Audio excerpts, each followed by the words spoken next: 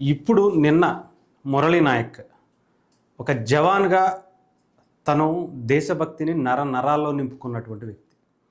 అలాంటి వ్యక్తి నిన్న జరిగినటువంటి ఆపరేషన్ సింధూర్కి సంబంధించినటువంటి దాంట్లో చనిపోతే పవన్ కళ్యాణ్ గారు ముఖ్యంగా ఆయన సొంత డబ్బులే మొన్న మధుసూదన్ రావు గారికి ఇచ్చిన, అంతకుముందు కౌలు రైతులకు ఇచ్చిన, అంతకుముందు ఎంతోమందికి ఎన్నో గుప్త దానాలు చేసినా కూడా ఆయన సొంత డబ్బులే. ఇప్పుడు నిన్న 25 లక్షలు అనౌన్స్ చేశారు మళ్ళీ. ఇక్కడ ఆయన ఏమీ ఆలోచించుకోరు.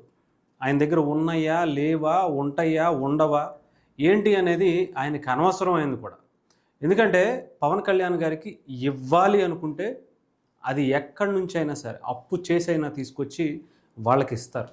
అది ఎలా తీర్చుకోవాలన్నది పవన్ కళ్యాణ్ గారి కష్టమే, ఆయన ఇష్టం. అది ఆ కష్టాన్ని ఎంతో ఇష్టంగా అయినా సరే చేసుకుని వాళ్ళని నిలబెట్టడం కోసం నిలబెడతారు. ముఖ్యంగా నిన్న మురళీ నాయక్ కుటుంబం దగ్గరికి వెళ్ళి పవన్ కళ్యాణ్ గారు నిజంగా తన దేశభక్తిని ఎంతలా చాటుకున్నారంటే, నాకు తెలిసి ఇంత బలమైన నాయకుడు ఈ దేశంలో కూడా లేరేమో అనిపిస్తుంది.